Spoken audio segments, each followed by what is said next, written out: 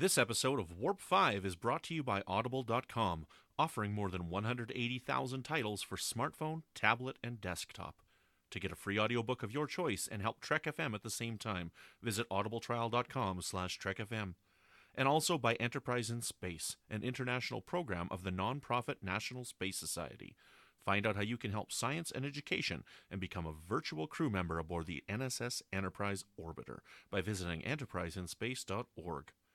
And if you want to join in on the conversation and share your thoughts on this episode or any other, please join the Babel Conference, our listeners group on Facebook. Just type Babel, that's Babel, into the Facebook search field. We look forward to seeing you there. Hi, this is Dayton Ward, author of a whole bunch of Star Trek novels, and you're listening to Warp 5 on Trek FM.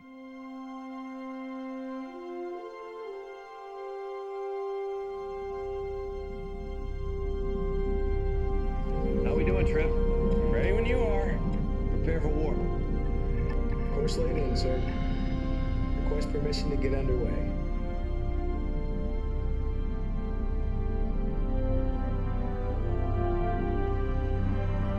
Let's go.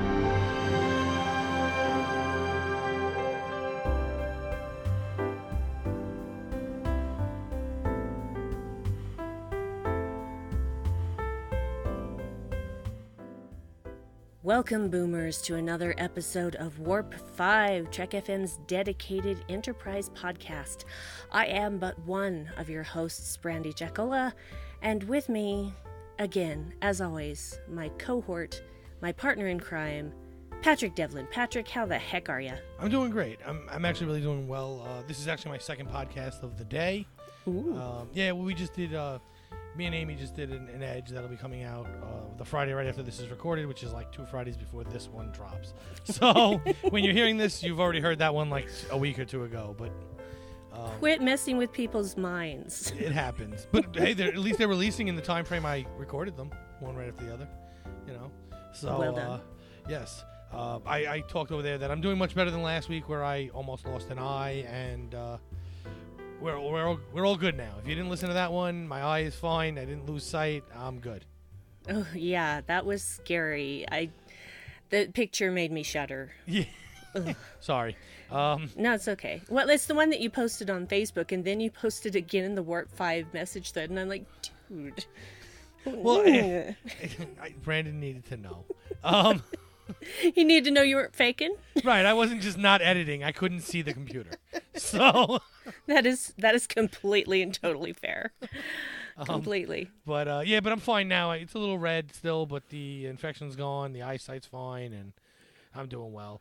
I said it on the Edge now a couple weeks ago, but I had a moment where I was like Lorca, and instead of a needle, it was fire alarm cable. But that's how that happened. But we're good. We're good to go now. Brandi, how are you? Hopefully better than I am or was last week. Sorry, I'm still shuddering at the thought of eye violence. Eyes are people too. Yeah, eye violence and needle violence, things I cannot handle. So I'm doing just fine. It's been an interesting week, and it's only Monday. Yeah. As we're recording. So, but no, yeah. Everything's fine. Nobody's in any kind of trouble whatsoever. Boy, that makes it sound suspicious when I say that. Yeah. But no. Okay, so who's in trouble? Yeah, nobody has done anything wrong. Really, honestly, there's nothing going on. I'm very boring this week. Boring is good sometimes. Yes, actually, I like boring because I'm actually never bored. Yeah, I spent this weekend bouncing around between Friday, Saturday, and Sunday doing 3 Christmas parties and going to Manhattan to see the Rockefeller Center Tree, Macy's, and that stuff. So it's nice to sit here and just talk. I'm so glad. Yeah. I'm so glad. Well, we should get on with the talking, but before we do that, Patrick, I understand we got some emails. We did. We got an email from Tom Rich. Love the episode commentaries, especially the recent 2-part episode Shockwave, the one I wasn't on, so that's why he loved it especially. I'd love to see more of these, in particular, the season 2 episode Minefield. Keep up the great work. So that's a good It's actually a great episode to do. So it's a good, I like the suggestion there. We should probably do that for him. And yeah. But know, then, I would want to do Dead Stop as well. That's perfectly fine too. We can do them all. We'll just start in the beginning and go to the end. They're just a nice little pair. They're a sweet pair. More two-parters. Yeah, that too. We had a second one from, I'm sorry, Brandon Housen. I'm sorry if I'm getting that name wrong. After having watched Enterprise a few times, there are some episodes that felt familiar with those of prior Trek shows, and I was thinking maybe y'all can have episodes of Warp 5 where you compare and contrast episodes of Enterprise with those of prior series that may with those of prior series that may have a somewhat similar story, i.e. 1159 and Carbon Creek, where the story flashes back to the main character's ancestors and shows an important event in their life. Episodes I have in mind for discussion are, and he mentions, as mentioned, 1159 in Carbon Creek, The Enemy in Dawn, Identity Crisis, and Extinction, a.k.a. Fraggle Rock. He actually put that in there. I love it. Love it. I don't even want to watch Extinction, but we're doing it because it's a.k.a. Fraggle Rock. We're definitely doing that. The Outcast and Cogenitor, Shadow Play and Oasis, The Quickening and Dear Doctor, Children of Time and E2, E squared, Tuvix and Similitude. That is a great idea. It is. I think that one of those pairings has been done in a prior episode, but I'm not 100% sure.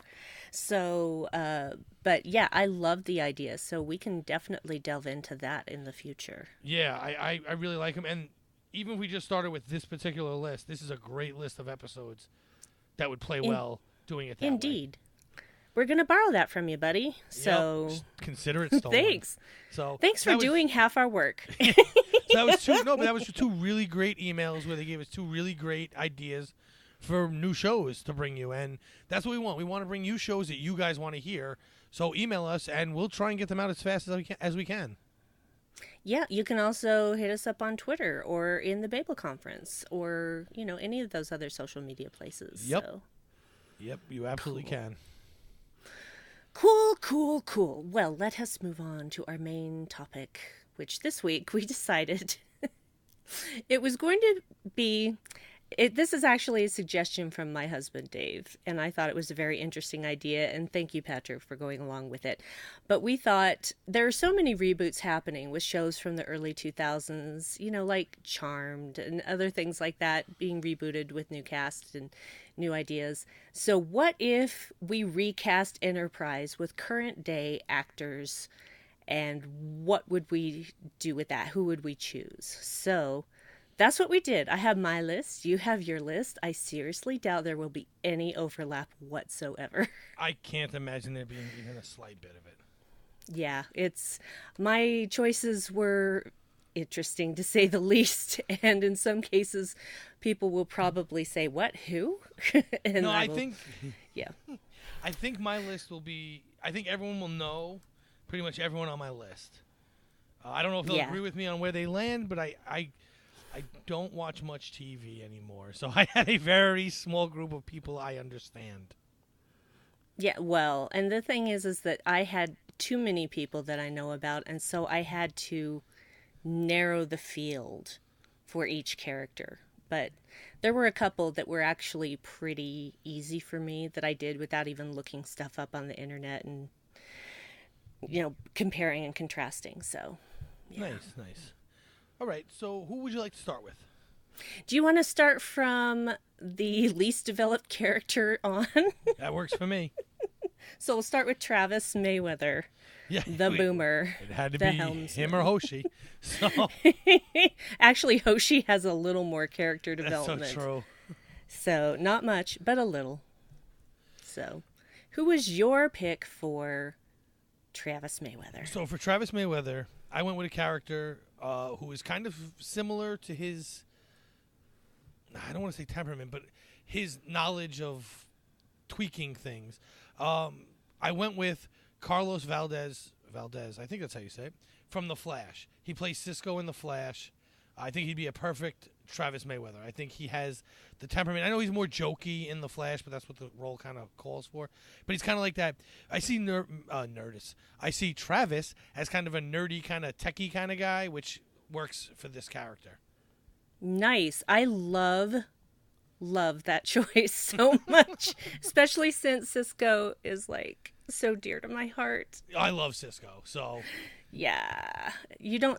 That Flash picture that's up on my wall that no one else can see but you. Yes. I switched that out with my Cisco one every now and again. So I also have a great big Cisco fan art picture. Oh yeah, I do. Nice. So you won't know actually, you might know. No, you probably won't. If you haven't ever seen Black Lightning, you won't know who I'm talking about. But I picked a young man by the name of Jordan Calloway for my Travis Mayweather. He can play younger or he can play older. He's actually, I think, 28 years old now, but he's one of those ageless sort of people. And on Black Lightning, he actually plays a high school student who is, a goody and a track runner, and he is in a marching protest one night and gets shot and his spine injured and becomes paralyzed. And he then later gets his problem circumvented by a bad guy and is now indebted to this big bad guy, and is just his entire demeanor changed. And it's a fascinating transformation. So for me, I think he can do that sometimes innocent, but, just glowering in the corner at that guy in the 7th they were supposed to take back. He can do any of those things. He is really talented, and he's built as well. So not that had anything to do with it, but if he had to do any kind of action stuff, he would be well ready for it. Nice. So I just looked him up because I didn't know who he was, but I did see him because I've seen the Drumline movies. And, yeah. He was in the second one. I think it was the second one, but I've seen him. I just didn't know who he was, and but from what you're saying, he sounds like a perfect pick for Travis, and he kind of fits the look of Travis too a little bit. Yeah, I wasn't really going necessarily for look, but clearly I wasn't. I went with a guy with long hair. Yeah. But yeah, because you totally wanted him to look like Hoshi. What? Yep. I'm sorry. Don't ever cut that hair. I love your hair. Do they allow long hair in Starfleet? I think that Starfleet regulations. Yeah, I think Starfleet regulations still require you to have it back when you're on duty. So he'd probably have to put it in a ponytail. Yeah, he does that on The Flash sometimes. Yeah, it's all good. It's all good. Okay, so I guess our second would be Hoshi Sato, right? Yes, Hoshi Sato. So who did you pick for your Hoshi? Well, I picked a delightful young lady by the name of Karen Fukuhara.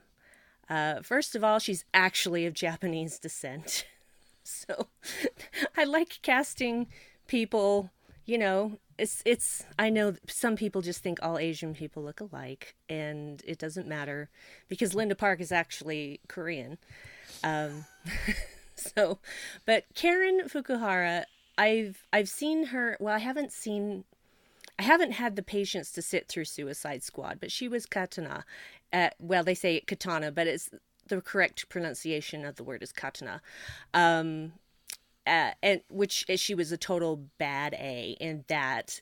And on the opposite side of that, she is the voice of Glimmer in the new She-Ra. So somewhere in the middle is Hoshi, and I know she could pull it off. That's interesting. I did not know who that was, and that I love her in Suicide. Yeah, she is a very talented young lady. Yes, I completely agree with that. I didn't even think of the whole make her Japanese when I picked mine, but so my Hoshi would not fit the look. Well, that's okay. But my Hoshi is from NCIS, which is another show I watch, or used to watch actually, but I don't really anymore. Okay, but mine would be Paulie Perrette because I think she has the. If I was gonna reboot this show, some of the character traits would change, and I would want a quirkier Hoshi. And I think she could pull that off really well. Well, I totally agree with that. You realize she is like almost 50, right? So what? She looks 20 in NCIS. I know. So Because stay out of the sun, look young forever. yes. Plus, who says Hoshi can't be 50? Nothing. Because I'm telling you right now, I got a female and a male in here that are no longer female and male. So Yeah, well, it's fine because we've done some gender swapping, both of us, apparently. one of them I'll have to change their name. You'll see. That's fine. That's all good. It's all good. So, yeah, solid choices, both, I think. So, Yeah, I think those are good. Either one could fit, depending on how you wanted to write Hoshi to fit Hoshi. mm-hmm. That's true. That's true. And see, that's the thing is like I'm thinking of my cast in the spirit of the original characters, but not completely adhering to those particular character makeups. Right. So, like, the way I got to Paulie was I do want to see a little bit more quirkiness out of Hoshi because I think that you can use that to develop the character more. And it would be an excuse to put her on screen more. But also, she's brilliant. And Hoshi's brilliant. So, Yes. it fits the important part of what Hoshi is while expanding a little bit on her personality. And also, I think, that's what I kind of wanted out of that character. Sure. Okay, well then that means Malcolm Reed is up next. Who did you pick? I have John Michael Hill from Elementary. Oh. So for those who don't know, he's the officer that works most closely with Sherlock and Joan Watson. And he just has the temperament of a Malcolm to me. He seems like he would fit in perfect as a star. Like, just take that character and put him on a ship, and that's him. And that's a perfect Malcolm, in my opinion. Fantastic. That's a great choice. I chose another person that I may have to explain. I chose Ioan Griffith, who is a lovely Welsh actor that some people may remember from 2 Fantastic Four movies as Mr. Fantastic. But more recently, he was on a series that ended too soon that was on ABC called Forever, where he is a doctor who gets killed by a special magical gun or something, and now he can't stay dead. He keeps getting resurrected every time he dies. And because he was shot and he was on a ship trying to help slaves, and he was shot and thrown overboard. And so whenever he dies and is reborn, if there's a body of water nearby, he pops up stark naked in that body of water. Which in New York, you would think, not that big of a deal, but he did get brought in for indecent exposure every now and again. Well, we're not that bad. Let's have random people running around naked. And Disney got rid of all the storefronts that you could go for that kind of entertainment. That's true. But, and though he is Welsh, he can do a dead-on British accent. He can also do a dead-on American accent. He can do any kind of accent you want. I actually saw him a few years back on the Graham Norton Show, which is a British chat show. And he was actually speaking to someone on the phone in Welsh. I won't go and explain the entire situation, but I'm just like, oh my word, please just keep talking forever. Just never stop.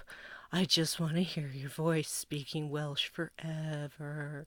So, I think he's a way better actor than he's given credit for. I've seen him in a lot of things, and he's one of those people who can just do anything.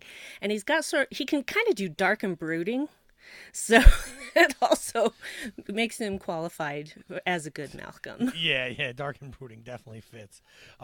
Yeah, he's probably an underrated actor, mostly because he was in those Fantastic Four movies. I actually don't think they were that bad. Didn't like them, and I don't think it was the cast's fault at all. No, but you know how wasn't. fans can be. Yeah, I know how fans can be, but then they had that reboot, and that did even worse. So well, I didn't even watch it, so yeah. Well, I didn't need to watch it to know it was going to be done even worse. I think their biggest problem is they just can't get Doom right. Get Dr. Doom right, guys. Just come on. Yeah, it fixes the whole thing. Yeah. So, But it was it was very good for me to see Chris Evans. So, like, yeah. Perfect Johnny Storm. Anyway. Or Captain America. Even more perfect is Captain America. However, the movie that made me like him was actually not another teen movie. But this is not about Chris Evans. We could have cast him somewhere. I didn't, but we Nope. could have. Nope. I actually Nope. think he's not going to take the spot, but he could have been an archer. He absolutely could have been an archer, but I'm not going there because I don't think he wants to be a captain again for a while. True. Maybe it's just me. Yeah, maybe. So, anywho. So, our next person would have to be Phlox. Of course. Of course. It'd have to be Phlox. So, who did you pick for your Phlox? Well, this is going to be another out there choice. Not as out there as mine. I chose Sam Rockwell for Dr. Phlox. Yeah, see, you're trying to remember who he is, and then when you see his face, you'll go, oh, that guy! Yeah, because probably. he's so good at being a chameleon. He can do everything. He can be a jerk. He can be a dumb, arrogant prick. He can be extremely sweet. Yeah, see? Yeah. He can do Moon, anything. Iron Man 2, Green Mile, Vice.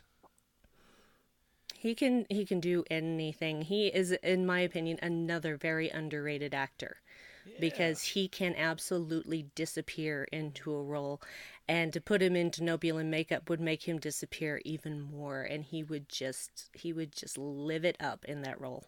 Yeah, I mean, if you just Google his name, listeners, and you'll see the above on the top where they give you the pictures of him. He doesn't look the same in any two. So you literally could make him look like anything. Yeah. Yeah, he's just one of those guys that can do anything, both physically and as far as talent in acting. So yeah, I went a little weird here. I actually, this is one of the ones I changed the gender of. oh, sweet. I was Phlox. thinking about doing that, but I didn't. But no, I did, and the reason part of this is selfish. I really, really like Daniela Panabaker. Oh, Danielle Panabaker, also from The Flash.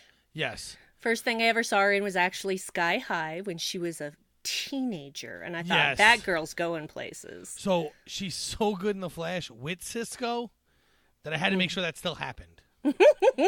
You know, kind of like how the DC universe ended up hiring the two guys from Prison Break because they liked that. They kept them. I wanted to keep these two together in my show because I think they're great, and I think it'll also bring in viewers from The Flash. But I love the way they work together, so I wanted to keep them together. And so all we have left is T'Pol and Archer, and I didn't see her as one of those. Sure, I But understand that. No, she's definitely- perfect for Phlox. She definitely plays a great doctor. Oh, yeah. So you Oh, just yeah. put a little bit of makeup on the side, you change her face just a little bit, and boom, she's Phlox. I've met her, you know. Oh, I'm jealous. She's lovely. And taller than you think. Is she? Yeah. So Cisco's not as short as I think? Nope. Because that's what that means. Yeah. So this name I don't think you have to change because I don't think we know enough about the way they name people No. in Denoblian to know if that's a male or a female name. So she could just stay as Phlox. Absolutely. I love it. So, Love it. yep. Love it. Well, that brings us to Paul. Oh, we're going to do Paul before Trip. Oh, sorry. No, Trip. I apologize. Okay. I got anxious. I got my list right in front of me, and I still got anxious. Trip. Charles Trip Tucker. The third, Yep. which is what the Trip is for. Yep. I picked Lucas Black from NCIS New Orleans. Yes. So I went really far from Jonathan Archer and found a guy who plays next to him. I love Lucas Black. So do I. And I've liked him ever since that really bad Tokyo Drift movie. oh, yes. So he plays a perfect Southern boy. well, which he is a Southern really- boy. Right, which is really what Trip is, right? Mm-hmm. That's the essence of Trip. So he plays that to it. He even kind of looks like Trip, which that was just a happy coincidence that he has kind of similar mannerisms and stuff. And facial features a little bit, but he just seems like he'd be perfect for the role of Trip. In Tokyo Drift, he likes working on cars, right? In NCIS, he's kind of, that Southern boy with all the Southern boy charm. Like, it's just, he seems like the perfect fit to play Trip. Yes, that's an excellent choice. Yeah, I love me some Lucas Black. It was actually the first one I thought of when you mentioned this to me last week. I don't know much about actors, but Lucas Black's got to be Trip. Absolutely. Well, I went really far out on this one. I actually had to choose between a couple of people, and I think I made the right decision for me. This is all about personal taste, guys. No, just tell me how it is. This is all about me. Yeah. So I chose a British actor. Now, don't mock me, because the Southern accent is actually a bastardization of the British accent. And that is why British people can do a dead-on Southern accent. And I chose Nicholas Hoult because that guy, again, total chameleon. And you're going, I don't know who that is. No, I know that name. You've seen Mad Max Fury Road? Yes. He was Nux. Okay, yes, I did know the name. Which I didn't recognize him for the entire movie. And I've seen him in several other things. Because he's just that good.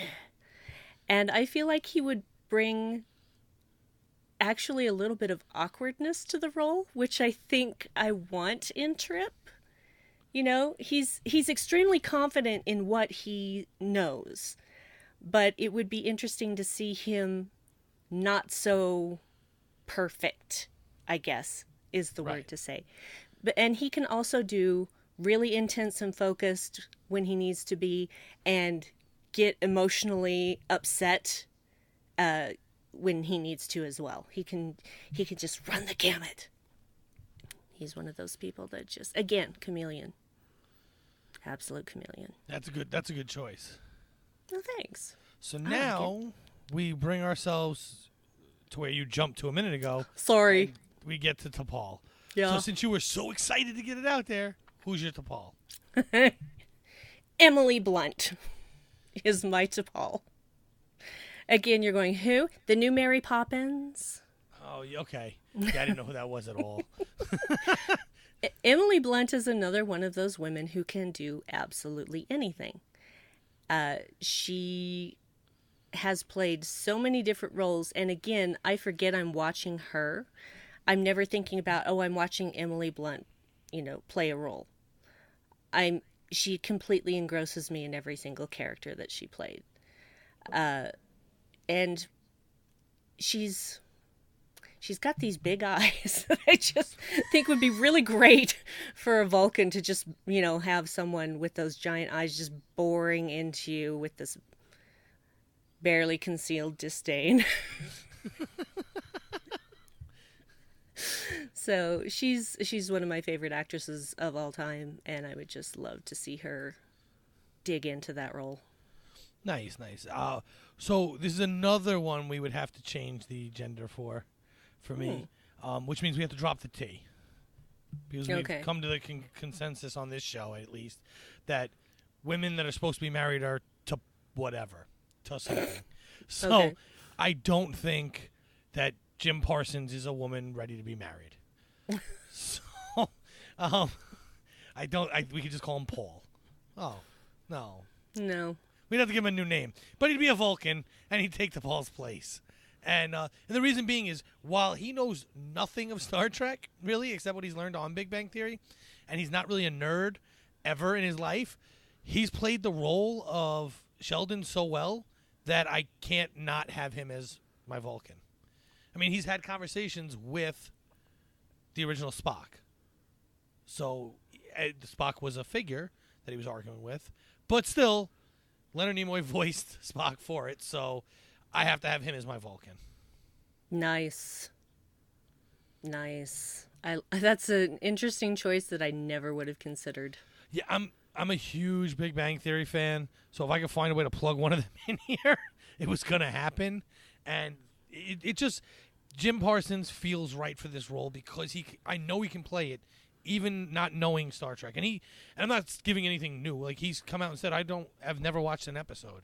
To this day, he's never watched an episode of Star Trek. But neither did Commander Riker, and it worked out great. Well, I don't feel that in order to play a role that you necessarily have to have this vast knowledge of everything that came before. So, you can that's the nature of roles. I mean, most people go into a role of any kind having no idea what the context may be until they've read a script. So, I don't think it's necessary to have Trek knowledge to be a good Trek actor. No, I don't think so either. I know some people do feel that way. I don't feel that way. And I do feel, though, that sometimes it would be hard to be, say, a Vulcan or maybe a Klingon if you are not explained it first. But you can get the script first and then go back and watch or something along those lines. But I love his acting ability, the way he's that whole cast is nothing like they are in real life. And most actors will tell you the hardest thing to do is play myself. But they are so good at being the exact opposite of them and acting like they're these big nerds, and the biggest nerd on the show only shows up once in a while and is Will Wheaton. So, he actually has way more nerd credit than any of the people on Big Bang Theory. And but they pull it off, and they make you believe that they know all these references they're saying all the time. So I think they'd make a great Vulcan. Excellent. And then we're down to one. Just one left. Just one. Captain Archer. The man himself. Maybe. Maybe. Maybe not. Maybe. Well, for me, he is. Because I'm going to go with Stephen Amell. Oh, be still my heart. I love Stephen Amell. I've seen him in Arrow, and I've seen him at WrestleMania. And if you can do both of those, you can be my Archer. And I have met him. And I didn't even realize this till right now. He's a Green Arrow, and he's now an Archer. Yeah. He is a magnificent human being on top of all of that other stuff. But, oh, yeah. Oh, wow. Just, just give me a minute. So I got that one right? That's a good one? So good. Got that So good. So good. Okay, sorry. He just, is it hot in here? Anyway, so I gender swapped my Captain Archer. So not the man himself. No, the lady herself, woman herself. I'm going to call her Janatha because that's actually a female form of Jonathan. Is it? So, yeah, Janatha. Learn something new every day. Yeah, there's actually a female artist by the name of Janatha Brooke that I like a lot. Nice. So, yeah, so I would call her Janatha. Archer. And I choose Katie Sackhoff. Oh, nice. Yeah. Because, again, she's one of those underrated people who can do anything. I would, however, prefer if she had dark hair and not blonde hair. Well, that's easily fixed. Yeah. So, yeah. And strangely, someone who's had a recurring role on The Flash. So. Well, and also on Big Bang Theory. Oh, that's funny. And, yeah, I didn't know who she was before the Battlestar Galactica reboot, and she got my attention very early on, and I just delight in her. And I've seen her in other things, of course. And actually, she is so good that the first time I saw her on The Flash, I spent the entire episode going, she looks kind of familiar. Because usually I pay attention to the guest stars, in the credits, but this time I didn't. I'm just like, I know her from somewhere. And so I'm getting on IMDb and I'm like, holy, that's Katie Sackhoff. So. Yeah, I had that same problem when Cody Rhodes showed up on Arrow, and I was like, yep. Oh, this guy, he's selling Stardust. I know him. He's I know, I did the same thing. Took me half the episode. Stardust, and he's Cody Rhodes. He's Stardust. Yep. Took me half the episode to get that. So yeah, what was cool about that was right before that episode aired, my son gave him 2 Sweet at a house show in Queens, which I have the picture somewhere. But so we got to meet him briefly. Nice. So he was cool. He's not on any of my list. He could have fit in a lot of these spots, actually, now that I think about it. But he's not really an actor, so. Yeah, but he does really great in those fight scenes. Woo! Yeah. My goodness. Well, that was kind of a dead giveaway eventually that he was a wrestler, right? Like, well, yeah, he could really sell a punch. Yeah, and see, that's the funny thing. I said this to you when we had a conversation about this, and I said that when I was watching him fight in that first episode of Arrow that he was in, he has been in subsequent episodes, I was just like, wow, that dude knows how to really sell this. I mean, this is so believable. It just, I mean, it's just tickling my brain. Who is, oh my word, Cody. But yeah, we weren't talking about Cody because he's not on either of our casts. But I think those were 2 really good casts. And very different casts, and yet either one would work sublimely. Yeah, and even I think you could even take them and mix some of them out for each other, and they would still work. Because I think the way we each have them constituted, or even a mix of those actors and actresses would work well together. Absolutely. So, I think that was good. I love it. I love it. All right, so do you want to do the rundown of your list again to remind everyone? Sure. I will start. I'll work from where we started down and go up. So for Travis Mayweather, I have Carlos Valdez. For Hoshi Sato, I got Paulie Perrette. For Malcolm Reed, For Malcolm Reed, I have John Michael Hill. For Phlox, I have Danielle Panabaker. For Trip, I have Lucas Black. For T'Pol, I have Jim Parsons. And for Jonathan Archer, I have Stephen Amell. So great. It's just all a tingle about that one. And for my list, my Mayweather is Jordan Calloway. My Hoshi is Karen Fukuhara. My Reed is Yoan Griffith. My Phlox is Sam Rockwell. My Trip is Nicholas Holt. My T'Pol is Emily Blunt. And my Captain Jonathan Archer is Katie Sackhoff. It's just so perfect. I love that captain. Just so perfect. I really do. I love them both. We had some great lists. Yeah, we did. I was really worried about this because I'm not very good at knowing actors and actresses. So when you proposed this, well, it was last week, and I was like, oh, we can't do that this week. I don't have enough time. And then even the whole week, I was like, oh, man, I better come up with something good because this is, oh, man, I don't know nobody. But I think I did all right. Thank you. I think I came up with some people. List. I love your list. It's just a mutual admiration society we've got going on here. So, yeah. So, and listeners, give us your list. Give us, if you don't have a full list, if you have someone you want to swap out on either one of these casts, let us know. Yeah, we like to see other people's favorites and who they would choose. It's different for everybody, and I love hearing those things. So please, go on the Babel conference and post that because we want to see it. Or email us, or ping us on Twitter, or any of those things. We've talked about this. Yeah, hit me up on Twitter, Facebook, Instagram, whatever. Do all of those things. Well, it has been so fun talking about all of the DC Universe shows today, but it's not the only thing we've been discussing on this network. So No, because we were talking about Elementary, too. Absolutely, but a lot about The Flash and Arrow. So here is a quick listen to some of the other things you may have missed elsewhere on Trek FM. Previously on Trek.fm. To the journey! Brace for impact, yes. Okay, if I'm going to make a commitment to myself right now. If I am ever perishing in a plane crash, I am going to say brace for impact right before I die. To everyone on the plane. I will brace somehow for impact. hear it across the miles. It'll be very dramatic, with some dramatic theme music playing, hopefully. Just like we have in Voyager here, this episode. Earl Grey.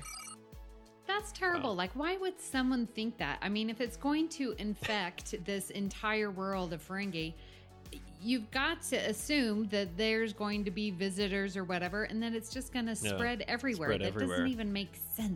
Doesn't sound like a good plan to me. No, it does not. Literary Treks. Both Bernd and myself like Star Trek stories that work as some kind of a parable that hold up the mirror to modern times. And when we got the assignment that we could actually write the Prometheus trilogy, we were pretty sure that we wanted to do something contemporary with it, that we wanted to put modern day into a science fiction story. And the biggest problem that we saw at the time was terrorism. Melodic Treks. I suppose as being an actor, I just was really kind of feeling into Clive's character and trying to express the emotion of what I felt like he was going through on the Sarangi. So then it became much more of a personal, individual character. It was how I experienced doing it. And that's what else is happening on Trek.fm. Check out all these shows and join the conversation about your favorite corner of the Star Trek universe and beyond. You'll find us wherever you get your podcast. If you're an Apple user, be sure to hit the subscribe button in Apple Podcasts on iPhone, iPad, or Apple TV, or the desktop iTunes app to get the latest episodes as soon as they are published. And please leave us a star rating and written review. If you're not an Apple user, we've got you covered as well. You can find our shows on Google Play Music, Stitcher, TuneIn, Spreaker, SoundCloud, Windows Phone, in most third-party apps, and you can stream and download the MP3 file from our website or grab the RSS link. Now, we've already said this, but we want to hear your thoughts on today's show. You know how to do that, guys. Join the Babel Conference, our listeners group on Facebook. Go to the search field on Facebook, type Babel, B-A-B-E-L, and it's going to come right up. It's probably going to be the first response, result, whatever you call it.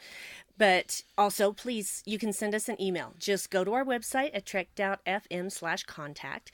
Choose to send to a show and select Warp 5, because that'll come directly to us. And you can find the network on Twitter at TrekFM and on Facebook at facebook.com/TrekFM. So, Patrick, when you are not busy distracting me with thoughts of Stephen Amell as Captain Archer, where can people find you?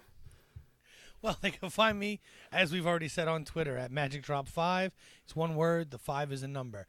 They can also find me popping my head up in the Babel Conference, seeing who they want to distract us with. Because, that goes both ways. Or they can check me out on the Edge with the brightest star, Amy Nelson.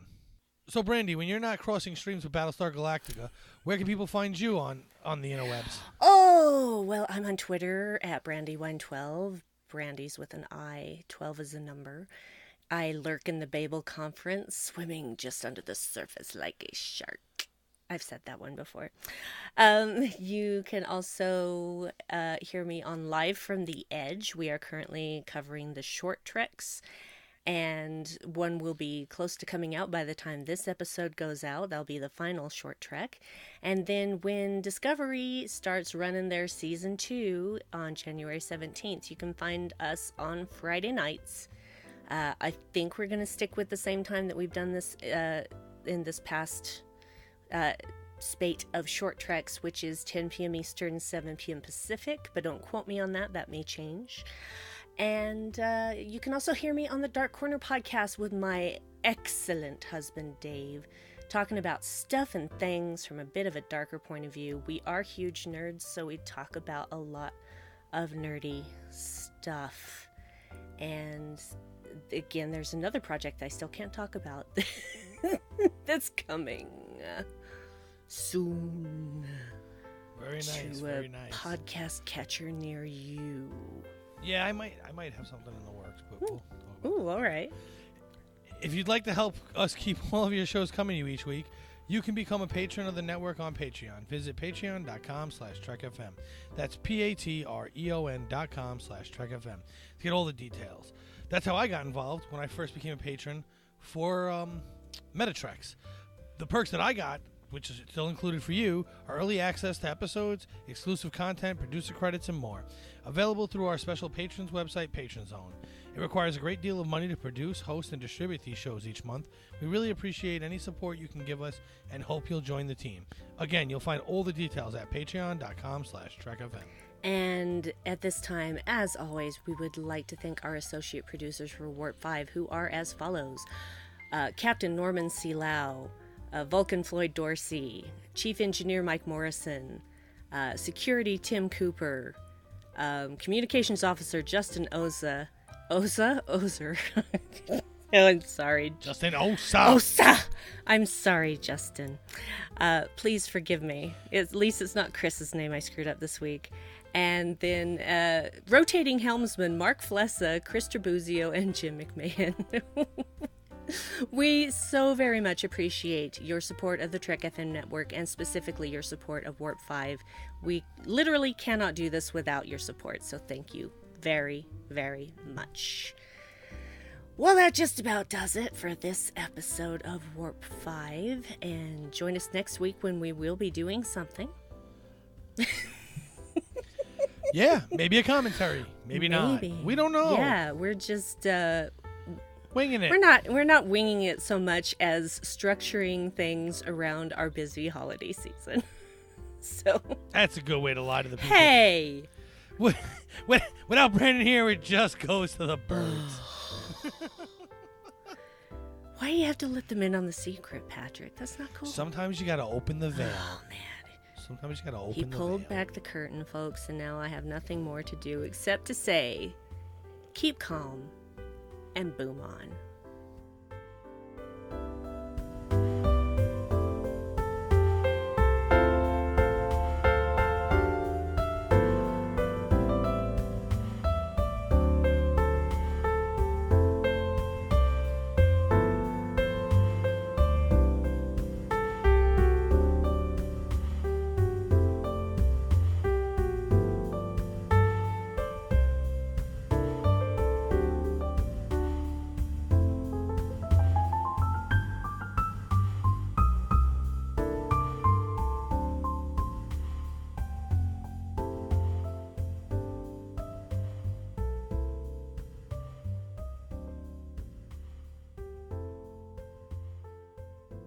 I was going to talk about Stephen Amell for yours. Oh, I'm sorry. I stole your thunder or your arrow did. Or your... Sorry. Yeah, if it was thunder, it'd be Thor. I know. He's not bad either. I considered him, but I thought, no, that would be too much of a just no thing because he's already been George Kirk. Anyway. Yes, that's true. Let me see. I gotta come up with something decent.